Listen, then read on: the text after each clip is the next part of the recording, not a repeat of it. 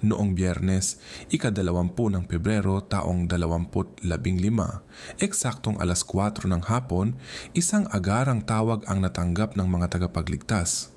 Ano po ang maitutulong ko? Nawawala ang anak kong babae. Wala ni isa ang nakakita sa kanya. Wala bang nakakita? Wala po. Tinawagan na namin ang lahat ng kamag-anak, pati na rin ang lahat ng kaibigan niya at lahat sila nagtatanong kung nasaan siya pero walang nakakaalam. Ano ang pangalan niya? Rebecca Watts. Si Rebecca Watts, 16 na taong gulang na tinatawag ng mga malalapit sa kanya bilang Becky, ay huling nakita ng mga kamag-anak niya noong umaga ng nakaraang araw. Umalis siya sa kanilang bahay sa Crown Hill, Bristol, dala ang kanyang tablet, telepono at laptop. Wala siyang dinalang dagdag na damit o mga personal na gamit. Hindi niya sinabi kung saan siya pupunta at hindi siya sumasagot sa mga tawag o mensahe. Ang ganitong kilos ay hindi karaniwan sa kanya. Hindi siya kailanman nawawala at hindi rin siya sanay na magpagabi. Noong araw bago siya mawala, nakausap pa niya ang isa niyang kaibigan na nagsabing normal ang kilos ni Becky at walang anumang palatandaan na may kakaiba. Wala ring indikasyong plano niyang umalis sa bahay. Si Becky ay ipinanganak noong 3 ng Hunyo taong 1978 sa pamilya ni Darren at Tanya. Bago pa siya ipanganak, naghiwalay na ang mga magulang niya, kaya ang kanyang unang mga taon ay kasama ang kanyang inang si Tanya. Kalaunan, pansamantala siyang inalagaan ng ibang tao dahil sa ilang problema sa pangangalaga, ngunit di nagtagal. Siya at ang kanyang kapatid na si Dan ay nanirahan na kasama ang kanilang ama. Inilarawan siya ng mga nakakakilala bilang matatag at palaban, may matalas na sense of humor at mas lumalabas ang kanyang personalidad sa piling ng mga malalapit sa kanya. Sa paaralan, mas tahimik at mahiyain siya. Pero sinabi ng mga guro na siya ay maalaga, mabait, at may malaking puso. Mayroon siyang maliit na bilog ng mga kaibigan, pero matibay ang kanilang samahan at kapwa nila pinapahalagahan ng isa't isa. Kalaunan ay nakipagrelasyon si Darren sa isang babae na ang pangalan ay Angie na may anak na lalaki na si Nathan. Noong ikinasal sina Darren at Angie taong 2013, si Nathan ang naging tagapagdala ng singsing at si Becky naman ay abay kasama ang kasintahan ni Nathan na si Shona. Hindi pa man lumilipas ang 2 taon matapos ang kasal, biglang nagbago ang mundo nila. Nawala si Becky. Matapos ang tawag sa mga tagapagligtas, nagpost ng desperadong mensahe ang ama ni Becky sa Facebook. Pakiusap, kung meron mang nakakita o nakarinig tungkol sa anak ko, ipagbigay alam nyo kung maayos siya. Nawawala siya mula pa noong Huwebes, 19, mga alas 11:15 ng umaga. Dapat ay makikipagkita siya sa isang binata pero hindi siya dumating, kaya napunta siya sa amin para hanapin siya. Simula noon, wala ni isa sa mga kaibigan niya ang nakakita sa kanya. Nagsimula nang mag-imbestiga ang pulis. Talagang natatakot ako. Gusto ko na siyang makauwi. Ayon kay Senior Inspector Richard Ocon, ang isa sa mga dahilan kung bakit naging mas alerto ang pulis ay ang kawalan ng aktibidad ni Becky sa social media. Karaniwan siyang aktibo sa pakikipag-usap sa kanyang mga kaibigan, ngunit mula noon ay wala na siyang ipinapadalang kahit ano. Agad na kumalat ang istorya sa buong bansa. Ang 16 na taong gulang na si Becky Watts ay huling nakita sa kanyang bahay sa Bristol. Iyan ang huling lokasyon na tiyak naming natukoy at ngayon ay sinusubukan naming alamin kung ano ang nangyari matapos siyang umalis. 5 na ang lumipas na araw mula nang umalis si Becky mula sa kanyang tahanan sa lugar ng St. George sa Bristol. Dala lamang ang kanyang laptop at telepono. Ayon sa pulis, mula noon ay wala nang balita tungkol sa kanya. Mga kaibigan, pamilya, ang mga taong pinakamalapit sa kanya. Inaasahan mong kahit kanino sa kanila ay magbibigay siya ng senyales ng paggalaw. Pero hanggang ngayon, wala pa rin kaming natatanggap mula sa kanya, kaya't labis kaming nag-aalala sa kalagayan niya. Sinaliksik ng pulis ang mga bukas na lugar malapit sa tahanan ni Becky, ngunit inihayag nilang wala pang natatagpuang anumang ebidensya o tagumpay sa kasalukuyang investigasyon. Makalipas ang 5 araw mula ng misteryosong pagkawala ng isang 16 na taong gulang na estudyante mula sa Bristol, nananatiling litong-lito ang kanyang pamilya at ang mga investigador. Si Becky Watts ay inilalarawan ng kanyang mga mahal sa buhay bilang tahimik at mahiyain. Isa lang siyang karaniwang dalagitang mahilig sa mga selfie, musika at fashion ayon sa mga nakakakilala sa kanya. Sa aming pag-uusap, binigyang diin ng ama ni Becky at ng kanyang madrasta na hindi karaniwan sa kanya ang ganitong pag-uugali at desperado na silang makarinig ng anumang balita tungkol sa kanya. Bex, kung nakikita mo ito, pakiusap makipag-ugnayan ka sa amin, sabi nila habang nakaharap sa kamera. At kung may alam ang kahit sino, sabihin nyo lang sa amin. Tulungan nyong makabalik siya ng maayos. Kung kasama nyo siya, iwanan nyo lang siya sa lugar kung saan namin siya matatagpuan.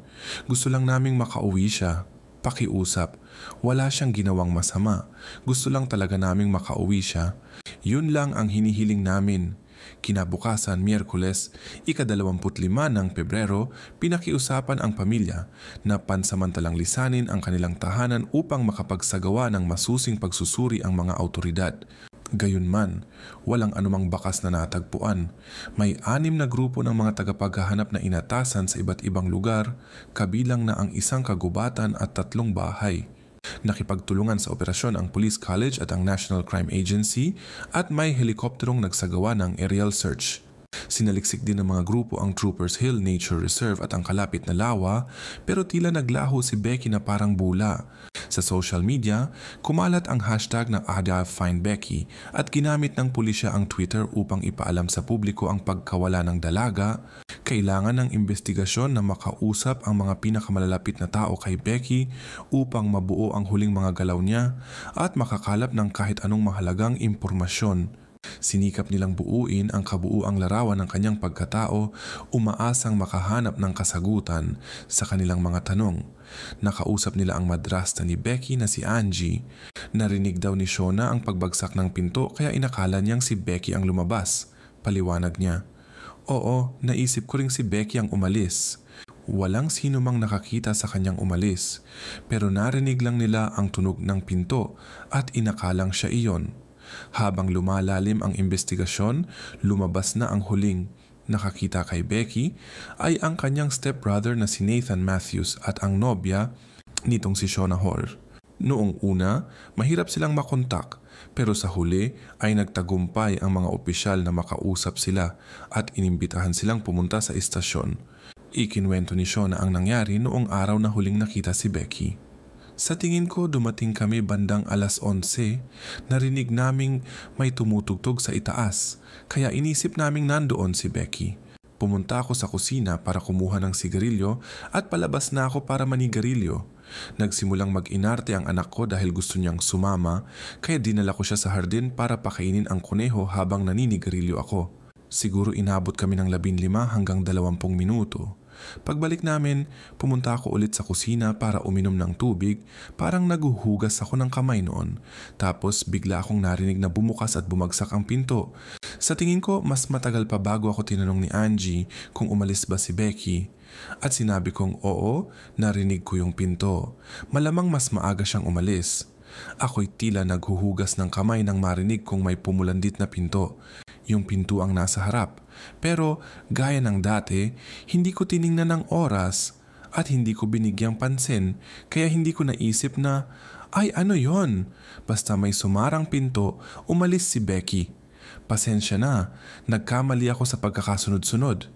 Balikan ko lang sandali, tungkol sa pagsara ng pinto. Para makapunta mula kusina hanggang pinto ang nasa harap, kailangan mong dumaan sa sala.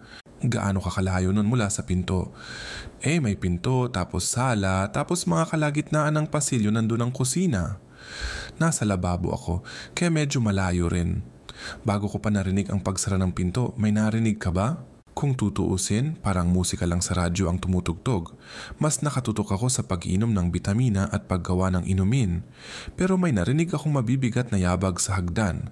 Kaya ko inakalang umalis si Becky na hindi maganda ang timpla. Nasabi ko pa yon kay Angie kasi ang lakas ng sara ng pinto. Kahit hindi ako sigurado kung hangin lang ba yon.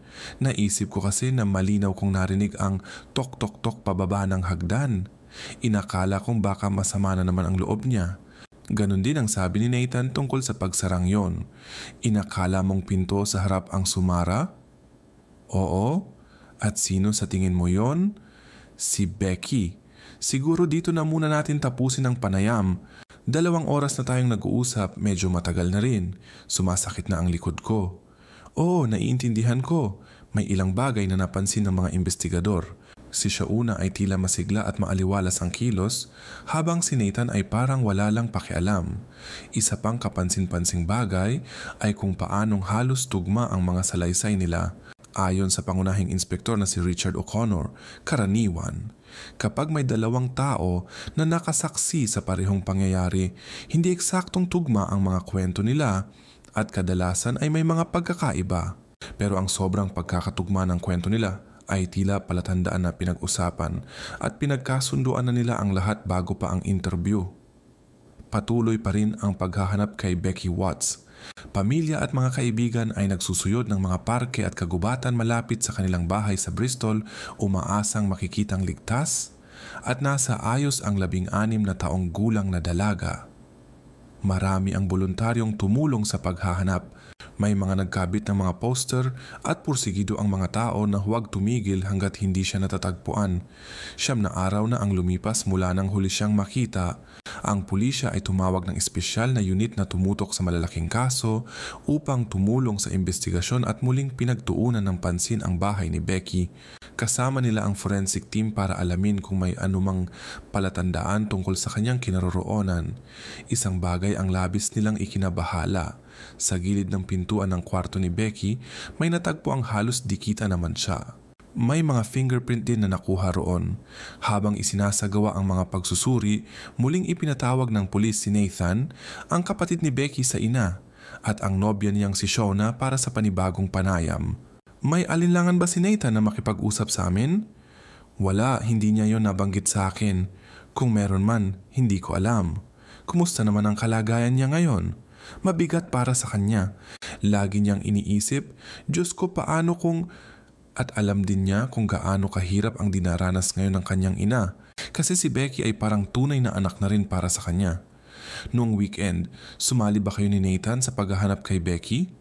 Hindi ko alam na may isinasagawang paghahanap. Nalaman ko lang yun kahapon nang makita ko sa Facebook yung mga balita at litrato tungkol sa operasyon. Pahayag ni Shauna na nahihirapan si Nathan ay taliwas sa mismong sinabi nito.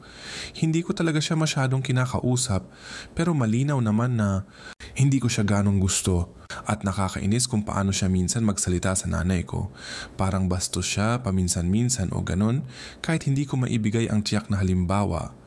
Kahit may kutob ang mga pulis, wala pa rin silang sapat na basehan para sa agarang aksyon. Ngunit biglang nagbago ang lahat. Dumating na ang resulta ng fingerprint analysis na nakuha sa frame ng pinto sa kwarto ni Becky. Napatunayang kay Nathan Matthews, ang kanyang stepbrother, ang bakas. Ilang oras pa ang kailangang hintayin bago makumpirma kung kanino talaga galing ang isang substansyang nakita rin sa pinto. Nagpasya ang mga awtoridad na kung mapatunayang galing iyon kay Becky, agad silang kikilos para hulihin ang posibleng sangkot sa pagkawala niya. At iyon nga ang nangyari. Kinumpirma ng analisis na kay Becky na nga ang bakas. Noong Sabado, ika-28 ng Pebrero taong 2015, sina Nathan Matthews at Shauna Hore ay dinala mula sa kanilang bahay sa Bristol papunta sa presinto. Ang dahilan kung bakit ako nandito ay para sa pag-aresto ninyo. Nauunawaan mo. Ipapaalam ko sa iyo ang mga detalye. Ayos lang ba? Pakilagay ang mga kamay mo ng ganito, sabi ng opisyal ng pulisya. Si Nathan ay 10 taon ang tanda kay Becky at nakilala na ito mula pa noong 2 taong gulang si Becky nung nagsimulang makipagrelasyon ang kanyang ina kay Darren. Medyo tensyonado ang ugnayan ni Darren at Nathan. Ayaw ni Nathan na may nakikialam sa buhay nila ng kanyang ina. Ang kapatid ni Becky na si Dan ay kasundo si Nathan. Madalas silang maglaro ng video games at magkasama sa mga gawain. Pero si Becky bihira niyang kausapin. Hindi rin siya nakatira sa bahay kasama ng pamilya, kundi malapit lang sa tahanan ng kanyang lola. Madalas pa rin siyang bumisita sa kanyang ina at bagong pamilya. Noong 19 na taong gulang si Nathan, dinala niya sa bahay ang 4 na batang babae na nakasakay sa likod ng kanyang sasakyan. Wala sa kanila ang mukhang lampas 12 taong gulang. Hindi pumayag si Darren na ipasok ang mga ito at pinilit si Nathan na agad silang ihatid pa uwi. Sa panahon ng kanyang kabataan, dumaan si Becky sa isang seryosong problema sa pagkain. Habang lubos na nag-aalala ang pamilya, tila hindi ito sineryoso ni Nathan at sinabing ginagawa lang daw ito ni Becky para mapansin. Lalong humina si Becky at nawalan pa nga ng malay sa ilang pagkakataon, pero iginiit pa rin ni Nathan na pagpapapansin lang iyon. Makalipas ang 1 taon, nalampasan ni Becky ang kanyang kondisyon at bumalik na sa normal ang kanyang kalusugan. Noong 2008 nang mag-21 taong gulang si Nathan Matthews, ipinakilala niya sa pamilya ang kanyang bagong kasintahan, si Shauna Hore. Sinabi niyang 19 na taong gulang ito, pero hindi iyon totoo, 15 pa lang talaga siya noon. Napansin ni Darren ang kasinungalingan at sinabihang ihatid pa uwi si Shauna. Ginawa ni Darren ang lahat para mailayo ang kanyang mga anak mula sa pangangalaga ng mga ahensyang panlipunan, kaya ayaw niyang malagay sa alanganin ang katatagan ng kanilang sitwasyon. Gayunpaman, nagpatuloy ang relasyon ni Nathan at Shauna at kalaunan ay nagkaanak sila. Sa simula, hindi gusto ni Darren si Shauna. Aniya, may kakaibang bagay tungkol sa kanya na hindi niya maipaliwanag ngunit nagpaparamdam ng panganib.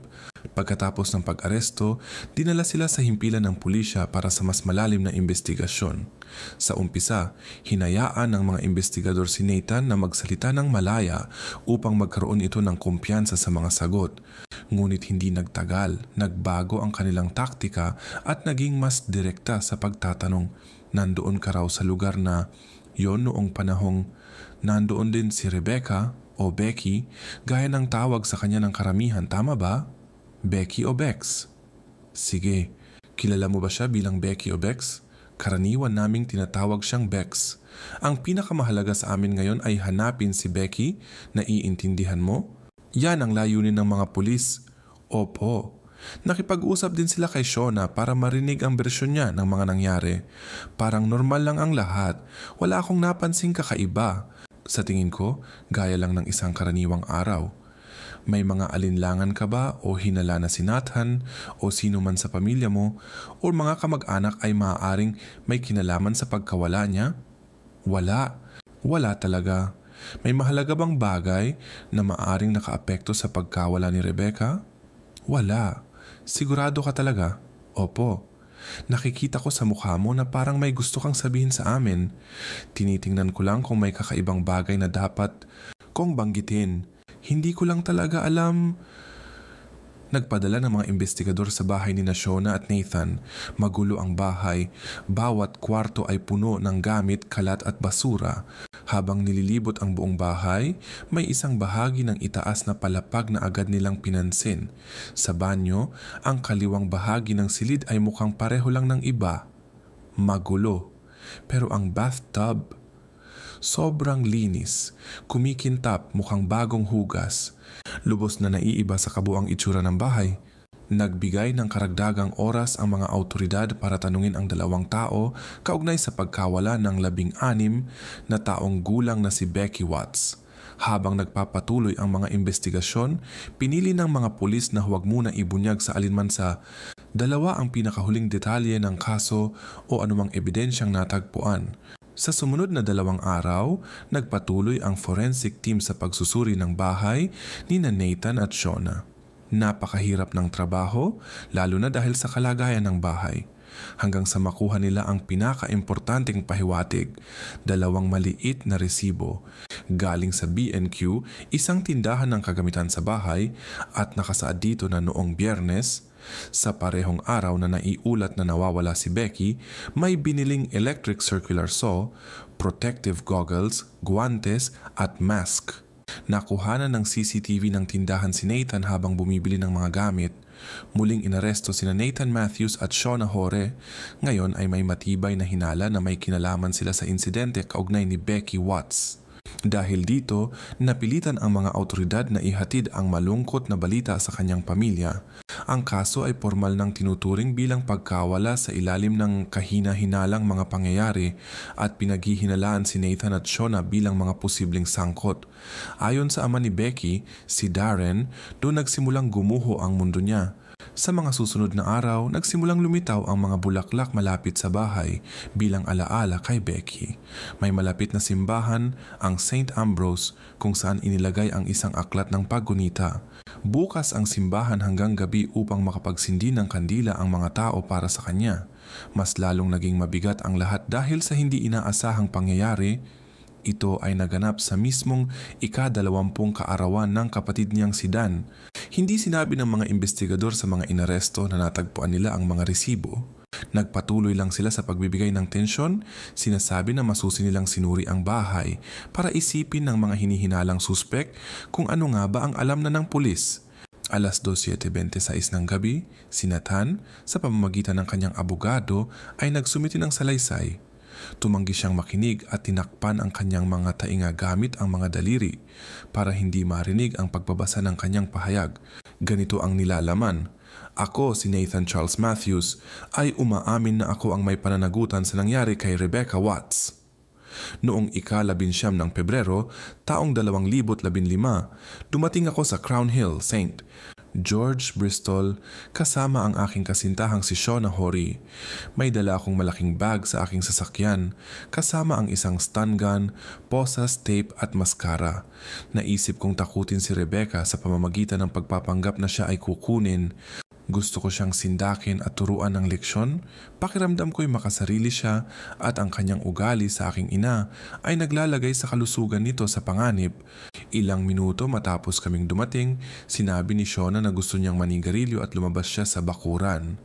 Binuksan ko ang likod ng sasakyan, kinuha ang bag, umakyat sa landing at kumatok sa pintuan ni Rebecca.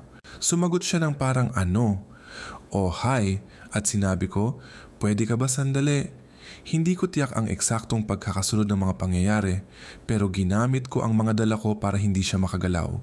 Sa gitna ng maikling pag-aalanganan, nadulas ang aking maskara at nakita ni Rebecca ang aking mukha.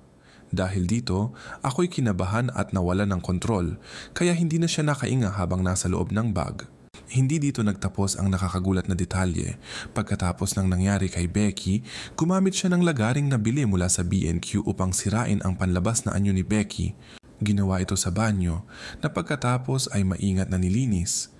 Pinagtibay nito ang hinala ng mga investigador na may kakaibang nangyari roon. Dahil sa bagong impormasyon na natanggap kagabi, pinuntahan namin ang isang bahay sa Barton Court, Barton Hill, Bristol. May pahiwatig na ang mga bahagi ni Becky ay hiwa-hiwalay at ang pagsisiyasat sa bagong lokasyon ay nagresulta sa pagkakatuklas ng mga ito. Bagaman hindi pa tapos ang opisyal na pagkilala, ipinabatid na namin ito sa pamilya ni Becky. Dahil sa bagong kaganapan, 3 lalaki at 2 babae pa ang naaresto bilang mga posibleng kasangkot. Sila'y nasa kustodya pa rin ng pulisya tulad ng unang lalaki at babae na unang inaresto kaugnay ng nangyari kay Becky. Ito ay lubhang nakapanlulumong balita para sa pamilya at mga kaibigan ni Becky at ang aming mga puso ay nasa kanila. Magpapatuloy kami sa pagbibigay ng buong suporta sa kanila habang pinagdaraanan nila ang matinding pagsubok na ito. Pagkatapos ng 12 araw ng paghahanap kay Becky Watts, isang pribadong ambulansya ang umalis sa lugar kung saan natuklasan ang madilim na katotohanan. Natagpuan ito kagabi ng mga investigador sa isang maliit na lote sa Bristol. Ito ang kinahihinatnan na kinatatakutan, ngunit pinaghahandaan na rin ng kanyang pamilya. Ang mga nakatira sa bahay, kung saan natuklasan ang mga bahagi ay inaresto dahil sa pakikiisa. Sinabi nilang wala silang kaalam-alam sa laman ng mga bag. Sa kalaunan, umamin din sila sa naturang paratang. 2 iba pa ay hindi napatunayang may sala. Ang imbakan sa bakuran ay siniyasat ni Detective Sergeant John Dowding na natagpuan ng ilang maleta at bag. Ang mga bahagi ay binalot sa plastic at cling wrap at gumamit ng litter para sa pusa upang sumipsip ng likido. Naglagay din sila ng asin upang mabawasan ang amoy. Ayon sa pagsusuri, si Becky ay matinding lumaban para sa kanyang buhay. Nakita ang mahigit 40 pinsala sa kanya at malamang na nawalan siya ng hininga dahil sa pagkakabara ng kanyang ilong at bibig ng kamay. Matapos siyang hindi na gumalaw, nagtamo siya ng 15 saksak. Kinailangan siyang kilalanin gamit ang DNA.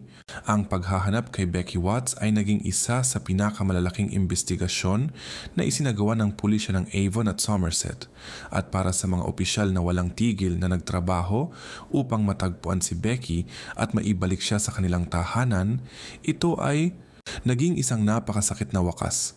Kahit na nagbigay ng pahayag si Nathan Matthews sa mga pulis, gusto pa rin nilang magsiyasat ng mas malalim upang malaman kung iyon ba talaga ang buong katotohanan. Interesado rin silang alamin kung may mas malaki bang papel na ginampanan ang kanyang kasintahang si Shona Hore kaysa sa una nilang inakala. Habang iniimbestigahan nila si Shona, iginiit niyang kahapon lamang niya nalaman na si Nathan ang may pananagutan matapos nitong ibigay ang kanyang inihandang pahayag. Ano ang alam mo tungkol sa ginawa niya kay Becky? Kahapon ng umaga ko lang nalaman yon. Ngayon mo lang ba nalaman ang impormasyon? Bago yon, wala akong hinala na may kinalaman siya sa anumang insidente. Paano naman namin malalaman na wala kang kinalaman sa nangyari kay Becky dahil walang ebidensya? Wala akong hinawakan o nilapitan bago man o pagkatapos ng insidente. Sa wakas ay nalaman na ang mga nakakagulat na detalye ng nangyari. Umuuwi si Becky mula sa pagtulog sa bahay ng kaibigan. Eksaktong 10:50 ng umaga, dumating sina Shona at Nathan sa bahay ni Becky. Pagkatapos nilang tumigil sa Tesco upang bumili ng mga baterya, alam nilang siya lamang ang nasa bahay dahil naka-schedule si Angie para sa isang appointment sa ospital. Karaniwan, nagpaparada si Nathan sa gilid ng kalsada, pero sa pagkakataong ito, pinaharurot niya pabalik ang sasakyan papunta sa driveway. Nakaharap ang likod ng sasakyan sa pintuan. Eksaktong 11:03 ng umaga, ipinadala ni Becky ang kanyang huling mensahe. Iyon ay para sa kanyang nobyo, kung saan sinabi niyang nakikinig siya ng musika. Pagkatapos noon, hindi na siya muling sumagot sa kanyang mga mensahe. Pagkatapos ay naganap ang insidente kay Becky. Hindi siya makagalaw sa dinala sa likuran ng sasakyan. Eksaktong 2:45 ng tanghali, dumating si Angie sa bahay. Sina Nathan at Shona ay kumilos na parang walang nangyari. 5:00 ng hapon, dumating ang nobyo ni Becky. Nag-aalala sa hindi niya pagsagot. Binuksan ni Shona ang pinto at nagkunwaring sinilip ang kwarto ni Becky habang nakikipag-usap ang nobyo kay Darren at Angie. Sumang-ayon si Angie na kakaiba ang hindi niya pag-reply. Eksaktong 7:00 ng gabi, matapos ang buong araw kasama ang pamilya, habang si Becky ay nasa likod pa rin ng sasakyan sa labas, umuwi sina Shona at Nathan. Pagdating nila sa bahay, ipinasok nila siya at may nangyaring hindi kanais-nais sa banyo. Pagkatapos nito, nag-order pa sila ng pizza at pagkaing Chino. Nagkunwaring may tawag si Nathan Matthews mula sa kaibigan na kunwari ay humihingi ng tulong. Lumabas siya at pumila. 20 ng Pebrero, araw ng Biyernes. Eksaktong 2:20 ng tanghali, nagtungo si Nathan Matthews sa tindahan at bumili ng 2 bote ng panglinis ng tubo. Pagkatapos, pumunta siya sa isa pang pila upang bumili ng gloves, mask, proteksyong salamin at lagare. Eksaktong 3:10 ng hapon, nagpadala ng mensahe si Shona. Anong oras ka matatapos sa trabaho, lol? Pagkalipas ng 50 minuto, eksaktong 4:00 ng hapon, may tawag sa numerong 999 upang iulat ang pagkawala ni Becky. Ibinahagi rin ni Shona ang Facebook post ni Darren na nagsusumamo sa kanyang anak na umuwi na. Eksaktong 6:35 ng gabi, dumating ang pulisya sa bahay ni Becky at kinausap sina Darren, Angie, Nathan at Shona. Iginiit ni Nathan at Shona na narinig nilang umalis si Becky ng bahay noong nakaraang umaga. Pagsapit ng 9:00 ng gabi, umuwi ang dalawa at nanood ng video sa YouTube na pinamagatang "Gusto mo bang itago ang isang tao?" 21 ng Pebrero, bumisita ang magkasintahan sa Asda at bumili ng mga plastic bag, gloves, trash bags, cling film at bleach. Kinabukasan, nagtungo naman sila sa tindahang 9010P, Anna Wilco's, at bumili ng sponge, dagdag na mga garbage bag at tape bago pumunta sa Sainsbury's para bumili ng cling film.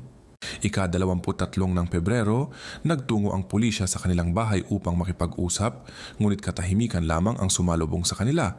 Walang nagbukas ng pinto.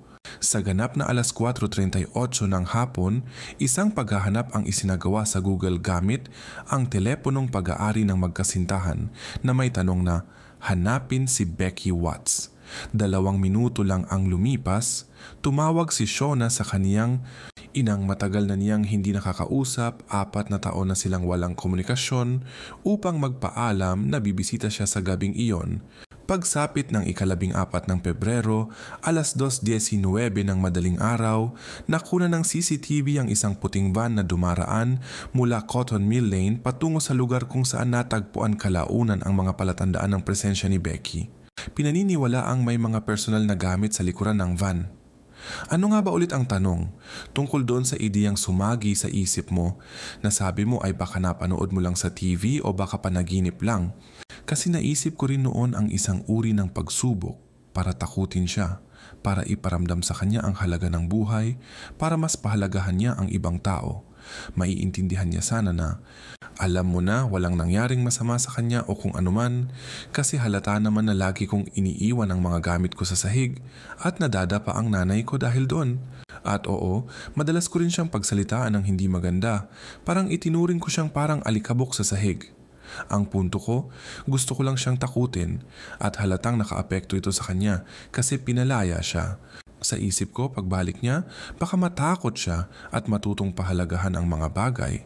Pwede mo bang sabihin kung ano talaga ang naisip mong gawin? Kasi nilagay mo siya sa loob ng maleta, tinakpan ng bibig ng tape para hindi siya makasigaw. Pero ang problema, isinakay ko siya sa sasakyan habang nag-iisip pa ng sasabihin kay Shona. Umalis ako sandali para tulungan ng isang tao. Iniisip ko na dalhin siya sa may kakahuyan. Oo, para ilabas siya ulit. Na may takip pa rin sa mukha para takutin siya at sabihan ng mga bagay gaya ng kailangan mong baguhin ang pakikitungo mo sa mga tao, huwag kang makasarili. Tapos parang may babala, alam mo pwede pa itong maulit o lumala pa. Wala pa akong eksaktong plano kung paano ako aalis pagkatapos noon, pero kung susubukan niya akong sundan, siguradong hindi niya gagawin yon dahil sa takot. Sino nga ba ang susunod sa isang taong kagagawan ang mga ganito? Ang balak ko, itapon muna ang lahat, tapos bumalik na parang walang nangyari. Babalik lang ako sa bahay ng nanay ko gaya ng dati. Sa mga oras na ito, tila dahan-dahan nang lumalalim sa kanya ang kabigatan ng kanyang ginawa habang isinasalaysay niya ito. Patuloy pa rin ang interogasyon kay Shona. Hindi ko talaga alam kung ano pa ang nangyari sa kanya. Pag-usapan niyo natin ang ilang mga palatandaan, mga bagay na maaaring totoo o hindi. Masasabi ko lang sa'yo na sa totoo lang wala talaga akong alam. Hindi ko laging gusto si Becky pero mabait naman siya. Napakabata pa niya. At ang katotohanan na may anak kaming babae ngayon, dinadala ko ang anak niya ngayon. Hindi ko maintindihan kung paano niya nagawa ito sa amin. Pagkalipas ng 76 na oras ng interogasyon, sinampahan ng kaso si Nathan Matthews kaugnay sa nangyari sa kanyang kapatid sa ina. Wala pa ring sapat na ebidensya laban kay Shona upang mapatunayang kasabwat siya, kaya sinampahan muna siya ng kasong hadlang sa hustisya habang patuloy ang pangangalap ng ebidensya laban sa kanya. Sa loob ng susunod na 8 linggo, sinuri ng mga awtoridad ang bawat aspeto ng kanilang buhay mula sa mga tawag sa telepono hanggang sa laman ng kanilang mga computer. Sa isa sa mga cellphone ni Shona, natagpuan ang susi sa buong kaso. May mga mensahe na binura ngunit nabawi ng mga investigador. Ang kwento ni Nathan Matthews at Shona ay lumiko patungo sa madilim na landas ng mabunyag na napag-usapan nila ang plano na dukutin ang isang dalagang babae at itago ito sa kanilang attic. Sa kasaysayan ng kanilang paggamit ng internet, natuklasan ang mga paghahanap na may kinalaman sa sensitibong mga material na tumutukoy sa mga tao na halos kaedad ni Becky. Ang unang mensahe ay mula noong ika-9 ng Disyembre, taong 2014, ipinadala noong alas 12:48 ng tanghali para kay Shona. Ibalik mo sa akin ang mga cute na estudyante. Nang tanungin ng mga investigador tungkol sa mensaheng ito, wala silang nakuha na sagot. Ang sumunod na mensahe sa parehong araw, alas 6:14 ng gabi ay mula kay Shona. Kakagaling ko lang sa Coast Cutters at may nakita akong sobrang liit pero maganda. Muntik ko na siyang iuwi. Lol, kasunod ng ilang mga simbolo. Nang tanungin kung ang tinutukoy ba niya ay isang dalagang halos kaedad ni Becky, muli, walang naging komento. Ngunit ang mga ebidensya ang nagsalita para sa sarili nila. Sa isang plastic bag na naglalaman ng mga personal na gamit ni Becky, natagpuan ang DNA ni Shauna, gayon din sa isa sa mga maskara. Noong ika-22 ng Hunyo, sinampahan ng kaso si Shauna Hall kaugnay ng pagkawala ni Becky Watts. Ang huling pamamaalam kay Becky ay ginanap sa simbahan ni San Ambrose noong ika-17 ng Abril. Bukas ito sa publiko, ngunit ang kasunod na seremonya ay isinagawa ng pribado. Ang mga nagdadalamhati ay pumuwesto sa tabi ng kalsada habang dumaraan ang karo na may kabayong humihila. Isang puting kalapati ang pinalipad habang iniaahon ang kabaong. Noong ika-6 ng Oktubre taong 2015, nagsimula ang paglilitis kina Nathan Matthews at Shauna Hall sa korte ng Bristol. Nabigla ang pamilya ni Becky nang marinig nila sa unang pagkakataon na 2 taon bago ang insidente, sinabi ni Becky sa isa sa kanyang mga kaibigan na inilarawan ni Nathan ng detalyado kung paanong nais niya itong saktan. Hindi niya ito sinabi sa kanyang pamilya. Naging miyembro rin si Nathan ng Territorial Army matapos ang pagiging cadet. Ang mga nakasama niya noong panahong iyon ay nagsalaysay din sa korte. Inilarawan ng mga miyembro ng Territorial Army si Nathan bilang isang taong kakaunti lamang ang kakilala at mas kaunti pa ang kaibigan. May taglay siyang mayabang na kumpiyansa. Ani ng dati niyang instruktor bilang cadet. Pero pagdating niya sa Territorial Army, doon na lumabas ang tunay niyang ugali. Ayon sa isang testigo, minsan bigla na lang siyang nagwawala, minsan ay naghahagis siya ng mga bagay sa inis. Lubos na ikinabigla ng korte ang revelasyong may hindi kanais-nais na interes sina Nathan at Shauna sa mga dalagang nasa murang edad. Ayon kay Prosecutor William Mosley, bukod sa lantad nilang galit kay Rebecca Watts, may matibay na basehan upang maniwalang may isa pang motibo sa likod ng kanilang plano, isang hindi malusog na interes sa mga kaakit-akit na batang babae. Idineklara ni Shauna sa korte na siya ay ganap na walang kasalanan at na natatakot lamang siya sa kanyang kasintahan. Ngunit sinabi ng prosekusyon na sila ay kumilos bilang isang koponan.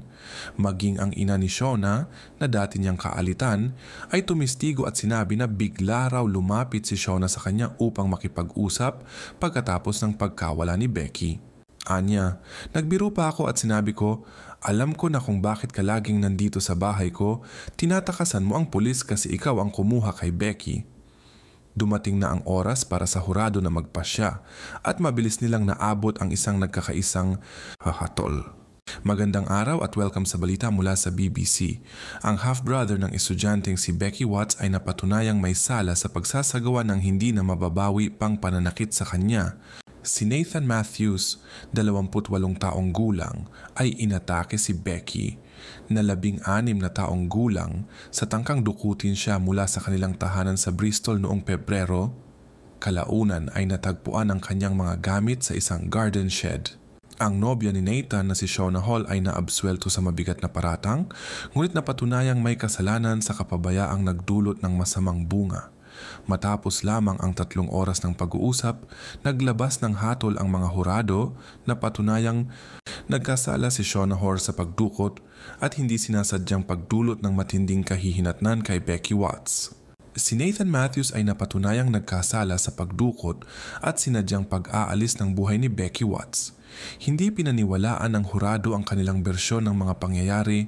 3 oras lang ang kinailangan nila upang mapagpasyahan na ang dalawa ay nagsabwatan upang dukutin si Becky Watts na may edad na 16 at naging dahilan ng kanyang pagkawala sa isang insidenteng may mali siya. Matapos ang mga linggo ng mabibigat na salaysay tungkol sa nangyari sa estudyanteng ito, ibinahagi ng kanyang pamilya ang kanilang reaksyon sa hatol ngayong araw. Ngayong natapos na ang mga formalidad, maaari na naming simulan ang proseso ng pagdadalamhati at unti-unting pagbabalik sa aming mga buhay. Mga buhay na hindi na muling magiging katulad ng dati. Sa pakikinig sa pahayag ng ama ni Becky, si Darren at ng kanyang asawa na si Angie, naging malinaw sa lahat na alam na nila. Ngayon na ang nagdulot ng lahat ay ang kanyang stepbrother. hinatulan si Shona Huar ng 17 taon na pagkakabilanggo. Si Nathan Matthews ay hinatulan ng habambuhay na pagkabilanggo na may minimum na 33 taon. Habang siya ay inaalis upang simulan ang kanyang sentensya, hindi niya magawang tumingin sa mata ng kanyang pamilya at sa halip ay nakayuko lamang. Ngayong araw ay nagtapos ang 6 na linggong madalas ay masakit na mga testimonya. Para sa aming team, ito ay 7 o 8 buwan ng investigasyon. Napakatagal nito, napakahirap. At sa tingin ko sa usapin ng ebidensya, may mga pagkakataong talaga namang nakakabahala ayon sa investigador. Nakababahala rin ito para sa hukom na napaluha habang ipinapahayag ang kanyang pakikiramay sa pamilya ni Becky. Ang hukom ay tao rin at gaya ng nasabi na namin, ang marinig ang ilan sa mga patotoo ay tunay na mabigat sa pakiramdam. Sa kanyang pahayag, sinabi ng ina ni Becky, si Tanya Watts, "Ang aking magandang, mabait, masayahin, mapagmahal, tapat, palaban at malikhain na anak ay tuluyang nawala sa amin. Bawat araw ay tila isang bangungot na totoo, parang pinakamalala sa lahat ng horror movie. Pero totoo ito at anak ko ang nasa gitna, 16 lang ang edad niya. Paano ako makakabangon dito?" Habang sinusubukan ng pamilya na buuin muli ang kanilang buhay, aabot na sa 60 taong gulang si Nathan Matthews bago pa man muling mapag-usapan ang posibilidad ng kanyang paglaya. Pero ang katotohanan, ayon sa hukom, ay maaaring hindi na ito mangyari kailanman. Noong Hunyo 2016, parehong nabigo sina Nathan Matthews at Shona Hore sa kanilang apela sa hatol. Matapos ang insidenteng ito, ang Bristol Safeguarding Children Board ay nag-atas ng isang malalimang pagsusuri sa kaso. Lumabas sa investigasyon na ang malungkot na pangyayari kay Becky ay hindi nakita bilang maaaring mangyari o maiwasan. Ayon sa ulat, hindi nabigyang pansin ang mas malawak na konteksto ng pamilya ni Becky, kabilang na ang kanyang stepbrother at ang kasintahan nito. Binanggit na ang paminsang komplikado at balisang pag-uugali ni Becky ay resulta ng presyon mula kay Matthews. Sumulat si Darren ng isang aklat tungkol sa kanyang anak na pinamagatang Becky, isang makabagbag damdaming kwento ni Becky Watts. Sa isang panayam, inamin niya, "Kung kailangan kong hilahin ang lever, ako na mismo ang gagawa para wala ng ibang magdala ng bigat na ito." Ang emosyonal na pasanin ng nangyari sa kanyang anak ay naging dahilan ng pagkawala ng halos 25 kilo mula sa kanyang timbang. Hindi siya makatulog, hindi makakain at halos hindi rin makainom ng tubig.